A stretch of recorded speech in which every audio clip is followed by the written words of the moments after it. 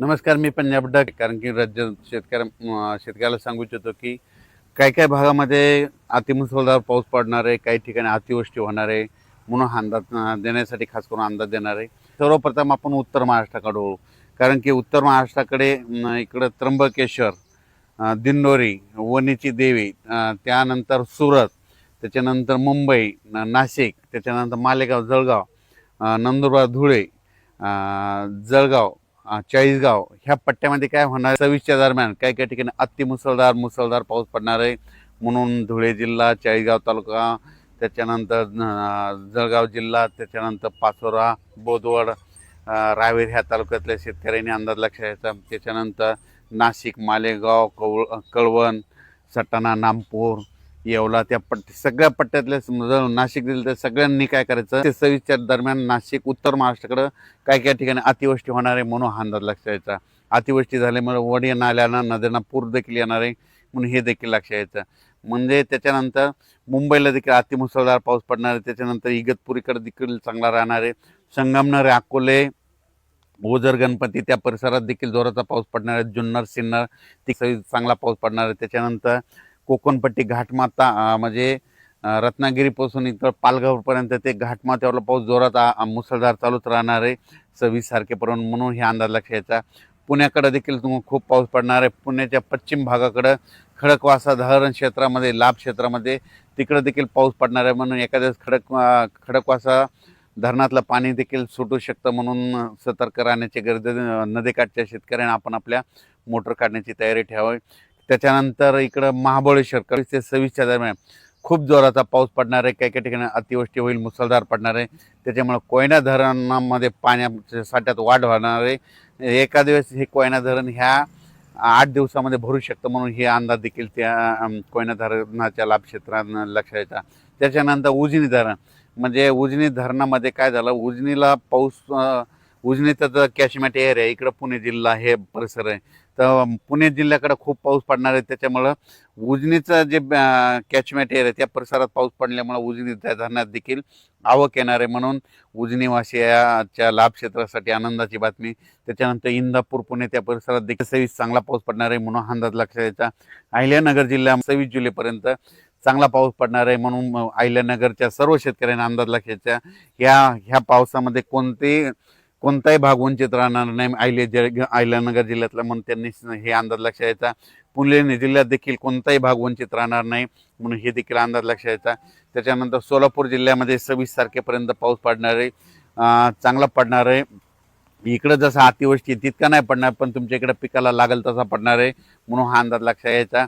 त्याच्यानंतर बीड जिल्ह्यात देखील 26 जुलैपर्यंत चांगला जोराचा पाऊस पडणार आहे. काही ठिकाणी ओढे नाले वाहतील, काही शेतामध्ये पाणी साचल, काही ठिकाणी रिमझिम पडेल, पण 26 तारखेपर्यंत चांगला पाऊस पडणार आहे. बीड जिल्ह्यातला अंदाज लक्षात यायचा. जालना देखील चांगला पाऊस होणार आहे. संभाजीनगर जिल्ह्यातल्या शेतकऱ्याला सांगू इच्छितो की संभाजीनगरचा उत्तरेकडला भाग म्हणजे आपलं कन्नड, इकडं फुलंब्री त्या परिसरामध्ये काय होणार आहे, चाळीसगाव, जळगावकडे अतिमुसळधार पाऊस पडत असल्यामुळं त्याच्या लगतच संभाजीनगर जिल्हा लागतो. त्याच्यामुळे संभाजीनगरच्या उत्तरेकडील भागामध्ये काही ठिकाणी मुसळधार पाऊस पडणार आहे.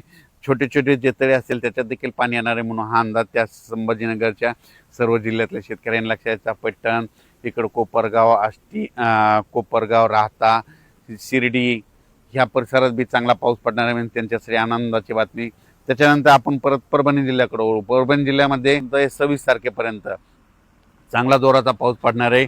रिमझिम राहणार आहे, काही भागात जोरात पडणार आहे म्हणून हा अंदाज लक्षात यायचा. जिथं चांगलं ऊन पडेल तिथं जोराचा पाऊस पडेल म्हणून हा अंदाज लक्षात यायचा.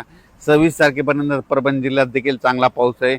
लातूर जिल्ह्यात देखील ह्या 6 दिवसात चांगला पाऊस पडणार आहे म्हणून त्यांच्यासाठी आनंदाची बातमी. त्याच्यानंतर नांदेड जिल्ह्यामध्ये देखील पाऊस पडणार आहे. जे वंचित गावं तालुके राहिले तिकडे देखील सगळीकडे पाऊस काल झाला आणि त्याच्यातून जर काही शिल्लक राहिले असेल तर तिकडे देखील 26 जुलैपर्यंत चांगला पाऊस पडणार आहे म्हणून हा अंदाज लक्षात यायचा. त्याच्यानंतर हिंगोली जिल्हा 26 तारखेपर्यंत चांगला पाऊस पडणार आहे म्हणून हे लक्षात यायचं. त्याच्यानंतर इकडं आपण सगळ्यात महत्त्वाचं नागपूर जिल्हा, भंडारा, गोंदिया त्या परिसरामध्ये मात्र अतिमुसळधार पाऊस पडणार आहे म्हणून हे लक्षात यायचं. ते लो प्रेशर इकडं अमरावतीकडून जात असल्यामुळे अमरावती जिल्ह्यात देखील मुसळधार काही भागात पाऊस पडणार आहे म्हणून त्यांनी लक्ष द्यायचा. त्याच्यानंतर अकोल्याकडे देखील मुसळधार पाऊस पडणार आहे. अकोल्याच्या उत्तरेकडून म्हणजे परतवाडा, अचलपूर त्या परिसरामध्ये जोराचा पाऊस पडणार आहे म्हणून त्यांनी देखील 4 दिवसाचा अंदाज लक्ष द्यायचा. त्याच्यानंतर सगळ्यात सांगायचं झालं तर मध्ये मध्य प्रदेश, महाराष्ट्राच्या बाजूला मध्य प्रदेश ते 26च्या दरम्यान मध्य प्रदेशमध्ये इंदोर, खंडवा, बुरामपूर त्या परिसरामध्ये, त्याच्यानंतर इकडं सुरत, गुजरातकडं खूप पाऊस पडणार आहे. त्याच्यामुळं महाराष्ट्राच्या बाजूचे जितके तालुके आहेत समजा लगतचे, मग त्याच्यामध्ये भंडारा येतं, गोंदिया येतं, अमरावती येतं, अचलपूर येतं, मोर्शी येतं, त्याच्यानंतर जळगाव जामोद येतं, त्याच्यामध्ये जळगाव येतं, जळगाव येतं, धुळे येतं, नंदुरबार येतं. त्याच्यामुळे त्या राज्यात मध्य प्रदेश, गुजरातकडे खूप अतिवृष्टी होणार आहे म्हणून त्याचा असर महाराष्ट्राच्या ह्या बॉर्डरच्या शेतावर पडणार आहे म्हणून हा अंदाज त्या शेतकऱ्यांना अंदाज लक्षात द्यायचा. कारण की तिकडं मुसळधार म्हणजे आपल्या मध्य प्रदेश आणि गुजरातची जी सीमा आहे तर त्या सीमालगतचे जितके तालुके आहेत आणि जितके जिल्हे आहेत त्या जिल्ह्यामध्ये मात्र अतिमुसळधार पाऊस पडणार आहे म्हणून त्यांनी देखील अंदाज लक्ष द्यायचा. त्याच्यानंतर बुलढाणा जिल्ह्यामध्ये घाटमाथ्याच्या खाली मध्ये इकडं जळगाव, जामोद, इकडं नांदुरा त्या परिसरामध्ये देखील मुसळधार पाऊस पडणार आहे म्हणून त्याच्यासाठी आनंदाची बातमी. इकडं चिखली, बुलढाणा, खामगाव, मेकर तिकडं देखील चांगला पाऊस पडणार आहे. रिसोडकडे देखील 26 तारखेपर्यंत चांगला पाऊस पडणार आहे म्हणून हा अंदाज लक्ष द्यायचा. सांगायचं झालं तर यवतमाळ जिल्हा, गडचिरोली, चंद्रपूर तिकडं मात्र सगळीकडे पाऊस चांगला राहणार आहे म्हणून हा अंदाज लक्ष द्यायचा. त्याच्यानंतर आता म्हणजे विशेष म्हणजे आता पंढरपूरची यात्रा आहे. तर पंढरपूरची यात्रा जी येत असताना त्यांना वाटत मात्र ह्या 3 दिवसामध्ये 22, 23, 24 दरम्यान त्यांना तिकडे पाऊस भेटणारच आहे. पण खूप काय मोठं नसणार, फक्त आज आणि ह्या 2 दिवसामध्ये थोडा जास्त भेटेल. पण 25 तारखेला म्हणजे यात्रेच्या दिवशी म्हणजे पंढरपूरच्या यात्रेच्या आषाढी एकादशी दिवशी तिथं मात्र रिमझिम पाऊस पडणार आहे म्हणून हा अंदाज त्यांनी लक्ष द्यायचा. आजूबाजूच्या परिसरात देखील पंढरपूर तालुक्यात देखील पाऊस पडणार म्हणून त्यांनी देखील अंदाज लक्ष द्यायचा. आटपाडी इकडं क्रुडवाडी त्या परिसरात देखील पाऊस पडणार आहे. इंदापूर भागात देखील पाऊस असणार आहे म्हणून त्या शेतकऱ्यांनी लक्षात द्यायचं. श्रीगोंदा त्या परिसरात देखील पाऊस पडणार आहे. इकडं कोल्हापूरकडं तर पाऊस चालूच राहणार आहे.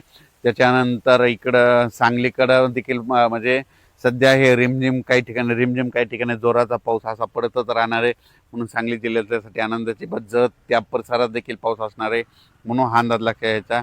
त्याच्यानंतर जालना जिल्ह्यात देखील काय होणार आहे, इकडं जालना जिल्ह्याचा इकडला उत्तरेचा भाग म्हणजे राजूर गणपतीपासून ते याच्याप्रमाणे सयगाव तालुका जळगाव जिल्ह्यातल्या त्या परिसरामध्ये सिल्लोड, जाफराबाद, भोकरदन त्या परिसरामध्ये, त्याच्यानंतर सिंदखेड राज्य इकडं धार ह्या परिसरामध्ये मात्र ते 26च्या दरम्यान म्हणून हे लक्षात यायचं. काही जे छोटे छोटे तळे येतात त्या छोट्या तळ्यामध्ये पाण्याची आवक देखील ह्या 6 दिवसामध्ये बघायला भेटेल म्हणून हे अंदाज देखील लक्षात घ्यायचा.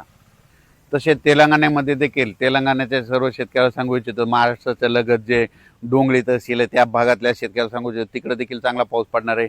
इकडं निपाणी देखील निपाणी, तिखोटी त्या परिसरात पाऊस पडणार आहे म्हणून हा अंदाज लक्षात यायचा. बुरामपूर इकडं खंडवा त्या जिल्ह्यातल्या शेतकऱ्यांनी अंदाज लक्षात यायचा कारण की तिकडं देखील अतिवृष्टी होणार आहे म्हणून त्यांनी देखील अंदाज लक्षात यायचा. म्हणजे सांगायचं झालं तर गुजरात आणि मध्य प्रदेश तिकडं पाऊस पडत असल्यामुळं जे वंचित जिल्हा होता बघा पावसापासून, जे नंदुरबार जिल्हा होता, धुळे जिल्हा होता, जळगाव जिल्हा होता, त्याच्यामधले पारोळा तालुका, त्याच्यानंतर रावेर हे असे बरेच काही तालुके होते तिथं पाऊस अद्यापही पडला ना, पाचोरा ह्या पडला नव्हता. तिथं मात्र ह्या 26च्या दरम्यान मात्र अतिमुसळधार पाऊस पडणार आहे म्हणून हा अंदाज लक्षात यायचा. त्यानंतर वाशिम जिल्ह्यातील शेतकऱ्याचे फोन आले, 1-2 गावामध्ये आणखीन अद्याप पाऊस नाही. तर वाशिम जिल्ह्यात देखील 26च्या दरम्यान त्या गावाला देखील पाऊस पडणार नाही, त्यांच्यासाठी आनंदाची बातमी. आणि सगळ्यात महत्त्वाचं एक सांगू इच्छितो की अतिमुसळधार पाऊस पडणार आहे म्हणजे की काही ठिकाणी मुंबईमध्ये देखील काही भागात अतिमुसळधार पाऊस पडणार आहे. पुण्याकडे देखील वरच्या साईडला खडकवासला धरणाच्या कॅचमेंट पडणार आहे म्हणून त्यांनी अंदाज लक्षात यायचा. सगळ्यात महत्त्वाचं उत्तर महाराष्ट्राकडे दिंडोरी, त्र्यंबकेश्वर, त्याच्यानंतर मालेगाव, सटाणा, नाशिक, त्या जळगाव जिल्हा, चाळीसगाव ह्या परिसरातल्या सर्व शेतकऱ्याला सांगू इच्छितो की तुमच्याकडे मात्र अतिमुसळधार पाऊस पडणार आहे म्हणून तुम्ही तुमची स्वतःची काळजी घ्यायची, आपल्या पाळीव प्राण्याची काळजी घ्यायची म्हणून हे अंदाज लक्षात यायचा. अचानक वातावरण बदल झाला तर परत एक मेसेज दिला जाईल. धन्यवाद.